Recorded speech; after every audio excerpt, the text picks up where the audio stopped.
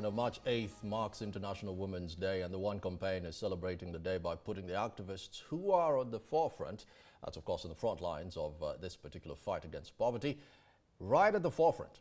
Over 40 activists from 11 African countries have written an op-ed letter to the world leaders, which notes that despite what they have achieved in their own work, those in the positions of power are not delivering for millions of women in poverty. I'm joined in the studio by Rudo Kwaramba-Kayombo, who is One Africa's Executive Director, Melene Rossouw, who's an African attorney, and via Skype, we're joined by Dr Joannie Marlene Bewa, joining us via Skype from the United States. Doctor, first, apologies for getting you up at 4 a.m., but this is a very pertinent issue that we definitely had to discuss. Let me start with you, Rudo. Just walk us through the open letter. What exactly is in it? Why did you actually move towards this rather stringent measure for an open letter? Well, One Campaign is a global organization campaigning and advocating, but in order to bring to the fore the issues affecting particularly the continent, we thought it fit that we work with activists who are at the forefront of the fight to achieve gender equality, so that they would join us and highlight the key message, which is at the current rate, it will take us 108 years to achieve gender equality, in spite of the world agreeing that by 2030 they will achieve Sustainable Development Goal number 5, which is about women empowerment and equality, gender equality. We are behind, and more needs to be done to translate promises and policies to actual implementation and funding. So that's the key message, but it's coming through from people who are doing this work on a daily basis, and I'm joined by two of them who will be able to talk about the gender gap and how it manifests in the lives of girls and women, and what more needs to be done. So we are thinking that it's important that African women speak to the issues because they live them, they work on them, they own them, and that their voice must be heard by world leaders, particularly in this year, because there are key global events that are coming up where gender equality must not be missed out, and steps must be taken to commit to actually make a step change so that there is a translation of the inertia into action that will get us to where we need to get to by 2030. Right, let me just bring the activists into the conversation, Melene and Joannie. Oftentimes we just hear this talk. We've all attended countless symposiums, forums, where people are just talking about the same thing, you know, gender equality, and before you know it, it's on the cupboard collecting dust. As an activist, how do you come in? You know, because if you take it back to the 70s, you're thinking, you know, go on a march or something. How do you come in today in the 21st century in 2019? Just to touch on what Rudo has also mentioned about the SDGs, one thing that they are forgetting is the fact that they will not be able to achieve the other sustainable development goals like education, like health, like economic opportunity, environment, if they don't achieve gender equality first. Because gender equality sits at the core of these SDGs. So what I would say is redirect funding, make gender equality the priority, not one of the priorities, the priorities at the top of the global agenda, first of all. I mean, the human rights that these women have is being violated on a daily basis. And whilst governments around the world is dragging their feet to ensure that we have a comprehensive and progressive legislative framework and policies and practices and programs in place, women still remains to be victimized, abused, violated, sidelined. You know, and that is a serious concern. And that is why organizations like mine, Women Lead Movement, we deal with women in rural communities and in really disadvantaged communities where gender inequality is felt and seen in the worst way imaginable. Right. Joannie, let me bring you into the conversation here. Lots of statistics here that are just baffling. Take this one from UN Women. Women in sub-Saharan Africa collectively spend about 40 billion hours collecting water a year, in just 1 year. Walk me through, in your research and academic prowess, are these issues that at least come up when it comes to data being collected, data being disseminated? Because let's face it, things like this, many politicians are oblivious to them. Absolutely. I think it is so critical to make sure that data are available to cover the issue faced by women, but also data are collected by women. Not only I'm working in research for public health, focused on women's health, but I also bring the community engagement and the young women participation that I believe is key. There are some data, when Ruda just said that we'll need 108 years to make sure that we can ensure gender equality. It is just unacceptable. There are some data when we say that 1,000 young women are affected by HIV every day. When we say that 500 million of women worldwide cannot read. These are part of inequalities that we need to take time, we need to reflect on, but we also need to make sure that those data talk by themselves. The young girl in a rural area, how can we make sure that her perspective is covered? How can we make sure that her need is addressed? Based on my own experience of being a physician, but before that, being a young girl who at 9 years old almost died from an asthma attack, but who luckily could have access to health care, could have access later on to education. Let's imagine that I could have access to any of these opportunities. I wouldn't be here today sharing my advocacy work, my policy work, my research, and all the passion that I have for women economic empowerment, but also for women participation. So I think one of the most critical things that this letter is kind of trying to share is that it is unacceptable today that those women who we know have the potential but cannot have access to opportunities. We need to make sure that any opportunities that are available today for boys can also be available for young women. And talking about research, we need disaggregated data that take account of women's need. We need data that are collected by women scientists, but we also need data that are not sexist. Our campaign, Poverty is Sexist, definitely is a key example on why we need to invest now, urgently, in women's empowerment and gender equality. Right, Rudo, let me bring you back into the conversation. Close to 796 people across the world are actually illiterate. 2/3 of these are women. Mm-hmm. Is it possible for us to achieve equality without tackling this baffling figure? No, it's not possible. So why aren't we making it the priority here? Well, when we talk about gender equality, it's layered. You have to catch the young girl where she's at. You have to start at nutrition in the first 1,000 days, then move to early childhood education, then get them in school, keep them in school, stop early childhood marriages, because it's girls who drop out of school. Make sure that they transition to tertiary education and to skills building. Then make sure that when they're economically active, they can own land. That when they get into jobs, they are paid equally to their male counterparts. That when they start a small business, they get funding for their small business. It's multi-layered. But you have to catch the women where they're at. You can't leave off the ones that have missed out on education and say, okay, it's too late, we'll start with the ones that need to get into school. Start early, catch them where they're at, and make sure you're pushing them up the ladder so that there is a process that will catch them, bring them in, keep them into the mainstream, and they're able to achieve their potential and contribute economically. Rudo, I knew I should have brought my notebook. I knew it, because I'm getting schooled here. Melene, let me just bring you back into this. I was baffled just a few weeks ago when Iceland passed a very interesting legislation saying that it is actually illegal for a woman to get paid less than a man. I said, way to go. If it wasn't for the cold, I would be looking for the visa. Just walk me through how essential it is for a more structural reform for a country like South Africa, where a musician can go out there and I don't want to use the wrong word here, but we all know what happened with that, and he gets away with it. Walk me through how essential it is to actually have structural reform from the government, from the public side, before we even address the other issues.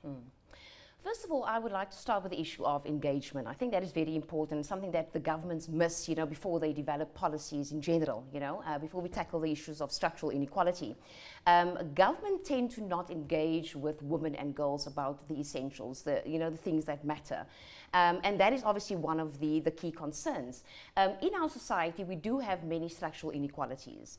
Income disparity is one of them, but that's not the only one. Education is the same, and I think for me, working in or sort of empowering women through education and through human rights, I've noticed that, that is genuinely a serious concern. Right. Let's just head back to the US. Let's touch on an interesting issue that has been raised right here, definitely the education side, the policy side. But another thing that Rudo did touch on is land ownership. Again, if we're to get into the statistics, women in sub-Saharan Africa own less than 20% of the land. Tell me, without a doubt, you're not going to get a mortgage if you don't have any collateral, credit history. Is it essential for us to actually tackle such things like land ownership moving forward? Absolutely. Something that I didn't mention is that most of my work is based in Benin Republic, and also another part is based here in the US. But from my experience being raised in Benin, it's in seeing women who are entrepreneurs, who wants to be economically independent, who try to let her own business. Some of them could not have access to land. Some of them could have access to land, but I definitely saw the difference between those who could have access to land or any other business opportunity. Here is the thing. Let's just play this game. Let's play the game of offering, deciding today to offer to every girl that is born the opportunity to have access to school, the opportunity to learn skills that is needed, vocational skills, the opportunity for her when she grows to have a bank account, the opportunity to have financial literacy, the opportunity, why not, to have a land, to have her own business, or to work in a job that helps her to be fulfilled. But overall, to make sure that this girl lives in a peaceful environment that can help her to achieve her dream. Definitely, economic empowerment is so key, because let's see this vicious cycle where a woman who doesn't have economic empowerment will maybe be more at risk of maternal death if she is pregnant, because she may not be able to identify complications. Even if she identifies complications, she may not seek health care because she will not be able to pay. Then she may give birth to a baby that is maybe a low birth baby, or a baby that has some health issues. So this baby come into the world being weak, being unhealthy, being perpetrating a kind of challenges maybe all over the life. This woman will be more likely to spend her little money on making sure that this baby stay alive.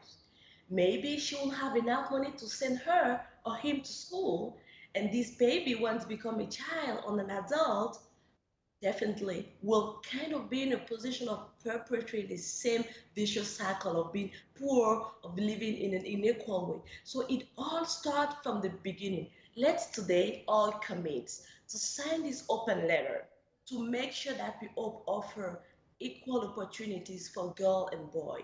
It is definitely not a fight, we are all together in this. We need to make sure that access to healthcare, access to education, access to job are basic human right.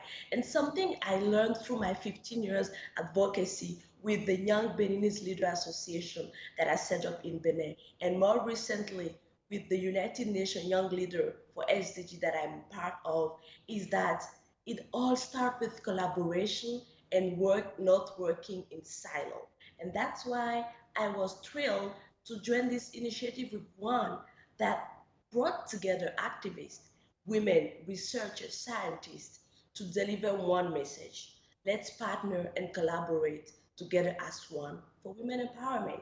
That's key to reach the sustainable development goal, as Melene said. It is key to reach a world that is better for all, not just for women, but for all.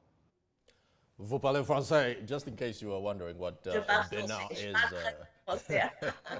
Just in case you're wondering what Benin is, Joannie there was, she actually meant Benin, yes.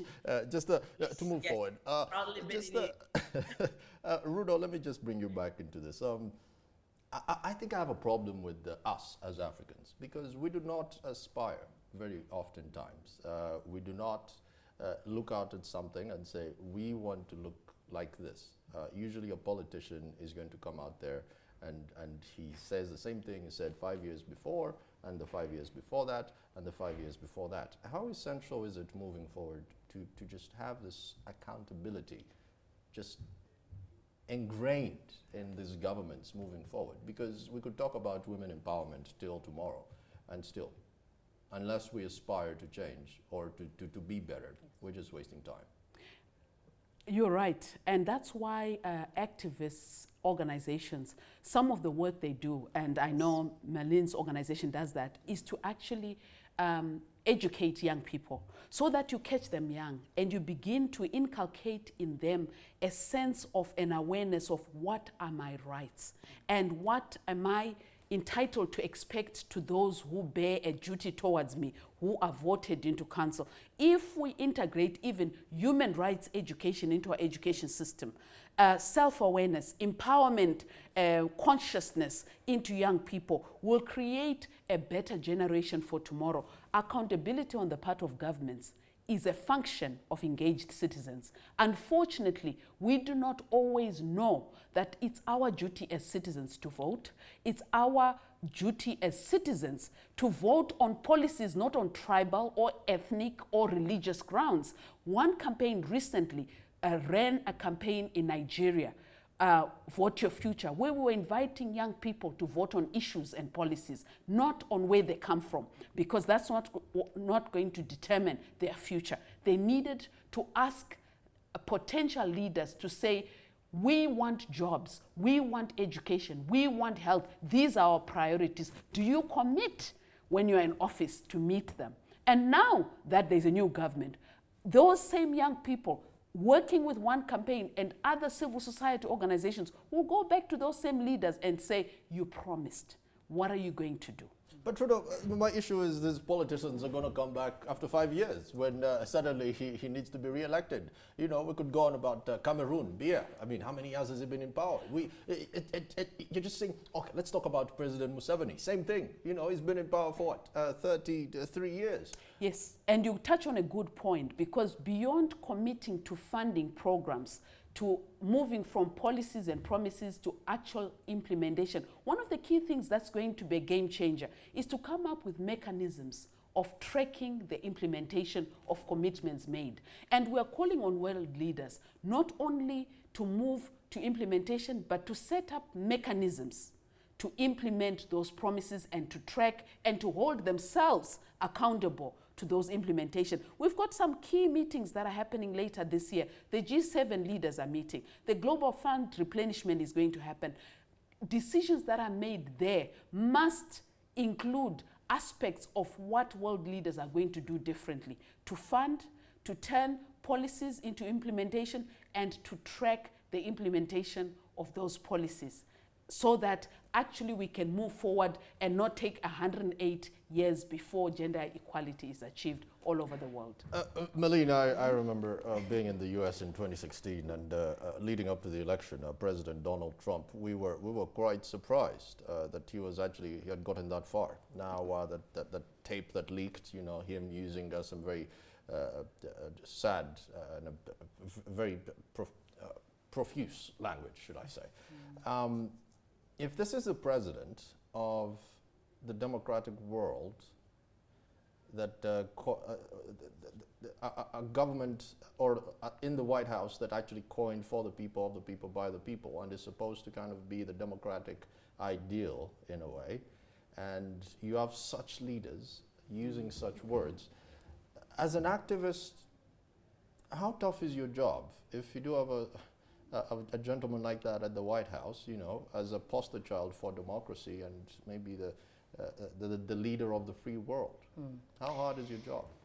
Very hard. And I'll bring it back to Africa. I'm going to bring it back. I was avoiding that, but okay.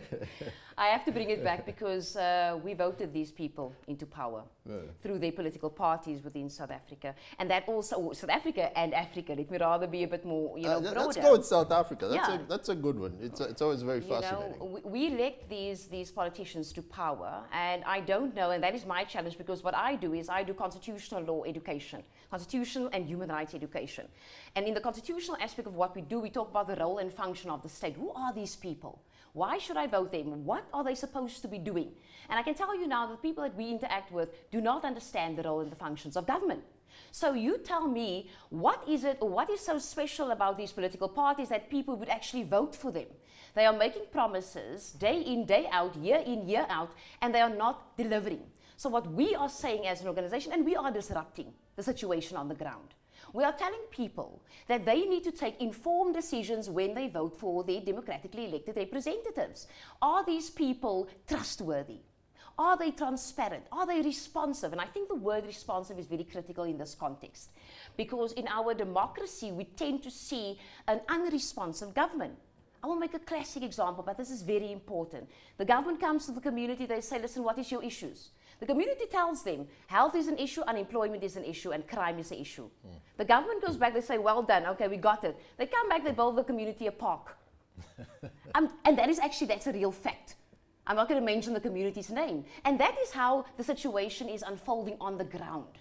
What we are saying is we want informed, empowered, and educated citizens that will make correct decisions about the political agenda, about how our democracy should grow, because we're not involved in those decisions. And I tell you this, the power, the real power, and that is what people are missing, lies with the citizen. It doesn't lie with the government. And that is what our organization is also pushing on the sidelines as well, to educate them about this. Right, guys, some parting shots. Wow, we could actually go on for another 2 hours. Joannie, some parting shots. If you were talking to a 5-year-old girl who has not seen the worst of the world out there on this particular day, it is Women's Day, what message would you actually send to her? Well, I will tell her that there is hope, that she is in a world where she will find strong allies, she will find strong supporters, but also she may find some challenges. But she should definitely not be discouraged.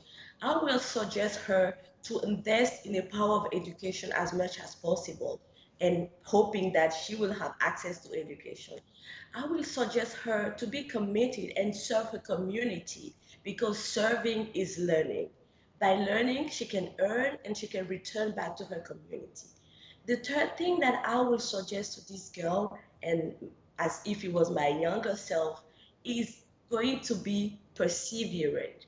Because, without perseverance, our work as activists, as researchers, as passionate human rights defender will make sense, won't be easy.